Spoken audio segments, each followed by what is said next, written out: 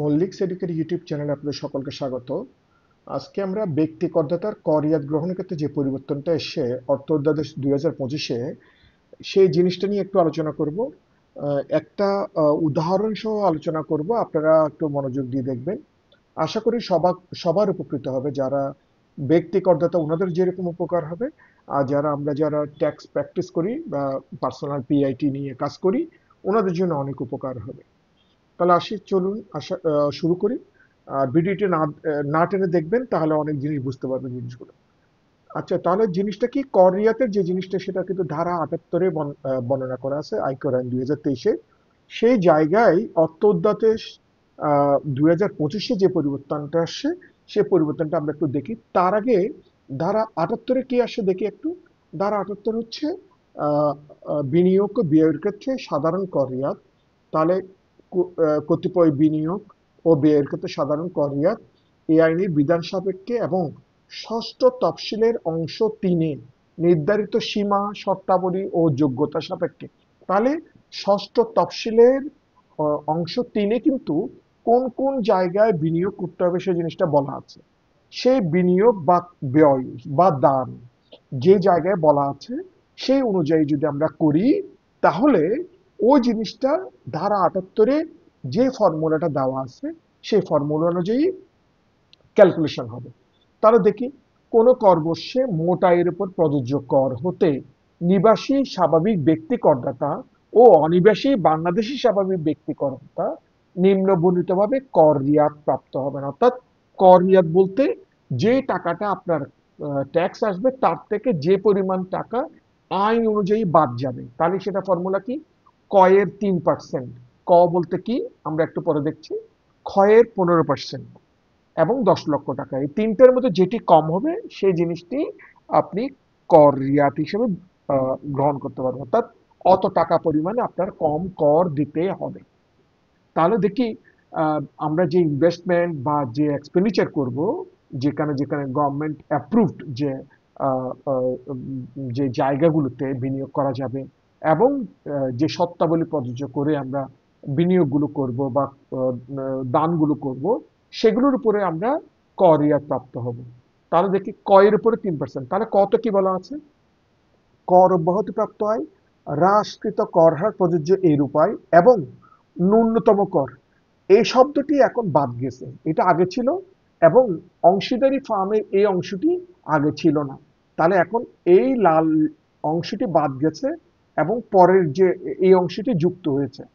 তাহলে ক বলতে এখন আমরা কর অব্যাহতিপ্রাপ্ত হয়, হ্রাসকৃত কর হার প্রযোজ্য হয় এবং ন্যূনতম কর, তাহলে ন্যূনতম কর আর থাকবে না। তাহলে যে টোটাল ট্যাক্সেবল ট্যাক্সেবল ইনকামটা আসবে, তার থেকে কর অব্যাহতিপ্রাপ্ত কোনো আয় থাকলে সেটা বাদ যাবে, আর হ্রাসকৃত কর হার প্রযোজ্য আয় থাকলে সেটা বাদ যাবে। ন্যূনতম কর এটা এখন আর বাদ যাবে না। ন্যূনতম করটা বলা আছে কোন ধারাতে, সেটা বলা আছে ধারা 163-তে। আমরা একটু পরে যাচ্ছি। ন্যূনতম কর বলতে কি, যে টাকাটা ব্যাংকে আপনার ন্যূনতম কেটে, যে টাকাটা বিভিন্ন ধারা অনুযায়ী আপনার এখানে প্রযোজ্য যে ধারাগুলো, ধারা 163-তে যে ধারাগুলো বর্ণনা করা আছে, সেই ধারা অনুযায়ী যেই যেই জায়গায় আপনার ট্যাক্স ডিডাকশন করা হয়েছে, তাহা ন্যূনতম কর হিসেবে বিবেচিত হবে। সেটা আগে আহ, যে যে ফর্মুলাটা সেখানে আসতো না, সেটা এখন আসতে পারবে। তাহলে সেক্ষেত্রে কি হবে, সেক্ষেত্রে আমাদের ব্যক্তিগততার ক্ষেত্রে কি পরিবর্তন আসতে পারে, সেই জিনিসটাই নিয়ে আসলে আজকে আলোচনা। তাহলে ন্যূনতম করটা বাদ গেছে, এখন আসছে কি, অংশীদারি ফার্ম বা ব্যক্তি সংঘ হইতে প্রাপ্ত শেয়ার আয় এবং চূড়ান্ত কর দায়, এই সবগুলো বাদ দিয়েই হচ্ছে ক। তাহলে প্রদেয় কর থেকে কর অব্যাহতিপ্রাপ্ত আয়, কর হ্রাসকৃত আয়, অংশীদারি ফার্ম বা ব্যক্তি সংঘ হতে প্রাপ্ত শেয়ার আয় এবং চূড়ান্ত কর দায়, এই চারটা জিনিস বাদ দিলে ক আসবে। ন্যূনতম করের জিনিসটা বাদ দিতে হবে না, এটা বাদ।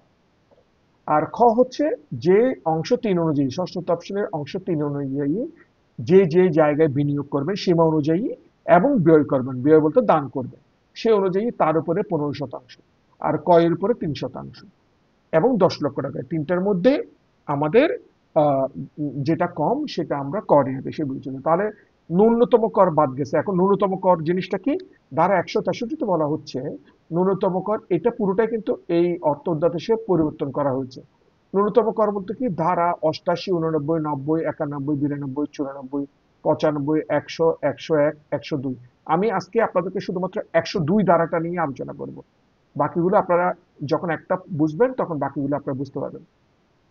তাহলে 102 ধারা মোতাবেক যদি কোনো কর্তন করা হয় অথবা কর সংগ্রহিত কর করা হয়, যেই সকল এক বা একাধিক উৎসসমূহ থেকে কর্তন বা সংগ্রহ করা হয়েছে, সেই সকল উৎসসমূহের আয়ের উপর ন্যূনতম কর হিসেবে গণ্য হবে। তাহলে 102 ধারা হচ্ছে সেভিংস অ্যাকাউন্ট অর্থাৎ সঞ্চয় বা আমানতি, স্থায়ী আমানত থেকে কর কর্তন। তাহলে সেক্ষেত্রে যদি ব্যাংকের যে ইন্টারেস্টটা পায় সেটা ন্যূনতম কর হিসেবে বিবেচিত হবে। অর্থাৎ ব্যাংকে যখন 10% কাটে, 10% কাটলে এটা যদি স্ল্যাব চেঞ্জ করে যদি, তাহলে ওই 10%টাই কিন্তু আপনার ন্যূনতম কর। এটা আর ফেরত নেওয়ার ইস্যু নাই, এটা কিন্তু আপনার ন্যূনতম কর হিসেবে বিবেচিত হবে। কিন্তু এটার উপরে যদি কোনো কর হয় সেটা কিন্তু তখন আপনি আহ, দিতে হবে। অর্থাৎ এইখানে যে 10 টাকাটা কেটে রাখছে সেটা হচ্ছে মিনিমাম ট্যাক্স। আর যদি 15 টাকা হয় তাহলে 10 টাকা যেটা কেটে রাখছে বাকি থাকবে 5 টাকা, সে 5 টাকা কিন্তু আপনাকে পরিশোধ করতে হবে। এই কারণেই এটা হচ্ছে ন্যূনতম কর। তার 102 ধারায় যে ন্যূনতম করটা কেটে রাখা হয়েছে, আগের আইনে এটা কিন্তু আপনি কর রিয়াত পেতেন না, কিন্তু এখন বর্তমান আইনে সেটা কর রিয়াতের জন্য বিবেচিত হবে। তাহলে 102 ধারায় কি আছে, এটাও এবার অর্থ অধ্যাদেশ এই 2025-এ পরিবর্তন হয়েছে। সঞ্চয়ী সঞ্চয়ী ও স্থায়ী আমানত থেকে কর কর্তন, এই আইন বা বাংলাদেশে বলবৎ অন্য কোনো আইনে যাহাই থাকুক না কেন, বাংলাদেশে কোনো আইনের অধীন কোনো প্রকার ব্যাংকিং, ইন্স্যুরেন্স, লিজিং, ফাইন্যান্সিং, ডাক ও ব্যাংকিং, সমবায় বা মোবাইল ফাইন্যান্সিং সার্ভিসেস, দেখেন এমএফএস কিন্তু ওখানে যোগ করে দিচ্ছে, ওখান থেকে যে ইন্টারেস্টটা পান, যেমন বিকাশে আমরা ইন্টারেস্ট পাই, যদি এখানে দেখানোর সুযোগ নাই, কিন্তু ভবিষ্যতে হয়তো এটা চলে আসবে। কার্যক্রম পরিচালনাকারীদের কোনো ব্যক্তি বা কোনো প্রকারের আমানত এর বিপরীতে, ডিপোজিটের বিপরীতে সুদ বা মুনাফা পরিশোধকারী কোনো ব্যক্তি অন্য কোনো নিবাসী ব্যক্তিকে কোনো প্রকারের সুদ বা মুনাফা পরিশোধ করিলে, সুদ বা মুনাফা পরিশোধের জন্য দায়িত্বপ্রাপ্ত ব্যক্তি সুদ বা মুনাফা কোনো ব্যক্তির হিসাবে ক্রেডিটের মাধ্যমে ক্রেডিটের সময় অথবা সুদ বা মুনাফা পরিশোধের সময় যাহা পূর্বে ঘটে, এইটার এই সারণী অনুযায়ী কেটে সরকারি কোষাগারে পড়ে। তাহলে ট্রাস্ট, ব্যক্তি সংঘ বা কোম্পানির ক্ষেত্রে স্থায়ী আমানত অর্থাৎ ফিক্সড ডিপোজিট অথবা সেভিংস এর উপরে 20%, অর্থাৎ 100 টাকায় যদি আপনি 20 টাকা যদি ইন্টারেস্ট পান, তাহলে ওই 20 টাকার উপরে 20%, অর্থাৎ 4 টাকা আপনাকে ব্যাংক কেটে নিবে। আর অন্যান্য ক্ষেত্রে অর্থাৎ ব্যক্তির ক্ষেত্রে তাহলে 10%, তাহলে 4 টাকা যদি পান তাহলে 10%, 20 টাকা যদি পান 10%, 2 টাকা, 2 টাকা কেটে নিবে, বাকি 11 টাকা আপনার অ্যাকাউন্টে জমা হবে। ওই 2 টাকাটা ওকে সরকারি কোষাগারে জমা দিতে হবে। তাহলে ওই 2 টাকাটা আপনার জন্য অর্থাৎ ব্যক্তি করদাতার জন্য মিনিমাম ট্যাক্স। তাহলে এখন আসি একটা মেইড হিসাবে কর দায় গণনা। আমরা যদি একটা এক্সেল ফাইল দেখি তাহলে আমরা বোঝার চেষ্টা করব এই এক্সেল ফাইলের মাধ্যমে কিভাবে আমরা করতে পারি। তাহলে যেমন দেখেন, এই জনাব মেহেদী সাহেব 2024-25 করবর্ষে স্যালারি থেকে ইনকাম করেছেন 26,40,000, আর যার মধ্যে বর্তমান অনুযায়ী যেটা প্রচলিত আছে সেটা হচ্ছে 4.5 লাখ বা 1/3, which ever is lower, 4.5 lakh বাদ যাবে। এটা কিন্তু পরিবর্তন হয়েছে এখানে, এটা বর্তমানে আমি পরের শীটে দেখাচ্ছি, এটা পরিবর্তন হয়েছে এবার অর্থ অধ্যাদেশ 2025-এ এটা পরিবর্তন হয়েছে। তাহলে এটা আমরা দেখব। আর ব্যাংক ইন্টারেস্ট বাবদ পেয়েছে 3,08,000 টাকা, তাহলে টোটাল মিলে 24,98,000 টাকা। আগে কি হতো, একটু আগে একটু দেখি এই জায়গায় টাকাটা, এটা ক্যালকুলেশন করার সময় টোটাল যে রেগুলার সোর্স অফ ইনকাম আছে এখান থেকে এই দুইটা বাদ দিয়ে আলটিমেটলি এই 21,90,000-এর উপরে কিন্তু 3% ক্যালকুলেশন হতো। আর বর্তমানে এটা পরিবর্তন হয়ে গেছে, এখন এই দুইটার উপরে আপনি কর রিয়াত পাবেন, অর্থাৎ এখানে তাহলে করদাতাগণ একটু বেনিফিট পাবে। এখন আসি, তাহলে এখানে টোটাল ওনার 24,98,000 টাকা, তাহলে প্রথম 3.5 লাখ, 1 লাখ, 4 লাখ, 5 লাখ, 5 লাখ, বাকি ব্যালেন্স, এটার উপরে 5, 10, 15, 20, 25, তার টোটাল ট্যাক্স আসলো 3,82,005 টাকা। আর এক্ষেত্রে আহ, কর রিয়াত, তাহলে ওই অংশটা শুধু আমরা যদি আগের সিস্টেমে চিন্তা করি, নতুন নতুন সিস্টেমে না, নতুন যে অর্থ অধ্যাদেশ অনুযায়ী না, আগের অনুযায়ী যদি চিন্তা করি, তাহলে দেখেন তখন এখানে আসতো কত, ওই যে টোটাল ট্যাক্সেবল ইনকাম থেকে মিনিমাম ট্যাক্সে যে 163 এই ইনকামটা কিন্তু বাদ দিয়ে তাহলে তার উপরে 3%, আমরা একটু আগে ধারা 78 দেখছিলাম 3%, এবং অ্যাকচুয়াল ইনভেস্টমেন্টের উপর 15%। অ্যাকচুয়াল ইনভেস্টমেন্ট কত, 5 লাখ টাকা বাংলাদেশ সঞ্চয়পত্রে, 1,20,000 টাকা ডিপিএসে, 6,20,000 টাকার 15%, তাহলে এখানে আসছে 93,000 টাকা। আর 10 লাখ টাকায় তিনটার মধ্যে হুইচ এভার ইজ লোয়ার, 65,700 টাকা, তাহলে 3,82,000 থেকে 65,700 টাকা বাদ দিলে 3,16,302 টাকা। আর তাহলে এআইটি কেটে ফেলছে 2,07,802 টাকা, তাহলে ওনাকে রিটার্নের সাথে 45,503 টাকা পরিশোধ করতে হবে।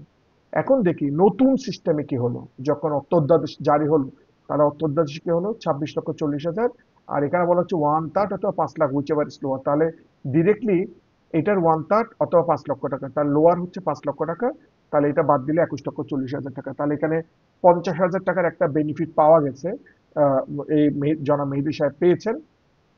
এখন আসি ব্যাংকের ইন্টারেস্ট 3,18,000 টাকা, আর এখানে 24,48,18 টাকা। এটার উপরেই তাহলে এখানে কর, এই যে এখন দেখেন আমি এখানে এই দুইটার উপরে, অর্থাৎ এটা থেকে শুধুমাত্র এক্সাম্পটেড ইনকাম বা রিডিউস রেটেড ইনকামটা বাদ যাবে, অর্থাৎ 24,48,000 বরাবর এটার উপরে 3%। তাহলে এখানে যদি আপনি হিসাব করেন, এই 24,48,000 এটার উপরে 3% হিসাব করলে, তাহলে বরাবর ওই টাকাটা আসবে 73,441 টাকা। আর 15% অফ অ্যাকচুয়াল ইনভেস্টমেন্ট, তাহলে এটা দিলাম এই তিনটার মধ্যে যেটা কম, তাহলে 73,000, তাহলে আগে দেখছিলেন 65,000 টাকা, এখানে দেখছিলেন 65,000 টাকা, 65,700, এখন দেখছেন 73,000, তাহলে এখানে তাহলে ওই ইনভেস্টমেন্টের যে বেনিফিটটা ধারা 78 যে শব্দটা চেঞ্জ হয়েছে, সেই শব্দটার কারণে এখানে কিন্তু অনেক পরিবর্তন হয়ে গেছে।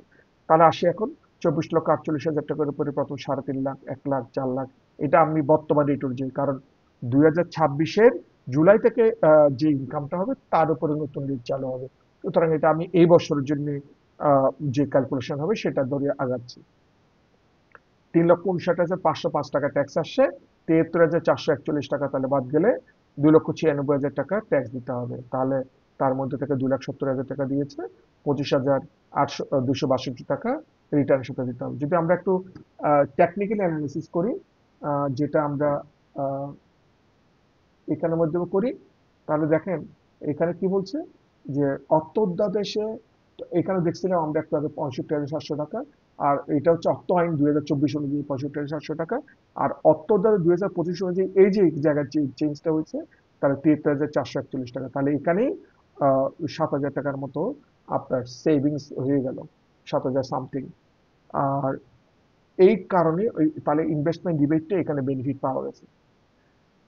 তাহলে আপনারা জাস্ট ধারা 78-এর একটা শব্দ ন্যূনতম যে কর, অর্থাৎ ধারা 163 এর যে জিনিসটা যেটা বাদ দেওয়াতে, তাহলে আমরা কিন্তু ইনভেস্টমেন্ট রিবেটে একটা বেনিফিট পাওয়া যাচ্ছে ব্যক্তি কর্তাটা করবো। আমি আপনাদেরকে আপনার যদি কোনো জিজ্ঞাসা থাকে তাহলে অবশ্যই কমেন্ট বক্সে জানতে পারেন, মেইলে জানতে পারেন, ফোনে জানাতে পারেন, আমি চেষ্টা করবো আপনাদের জিজ্ঞাসাগুলো উত্তর দেওয়ার জন্য। আর এই ভিডিওগুলো দেখার জন্য অশেষ অশেষ ধন্যবাদ।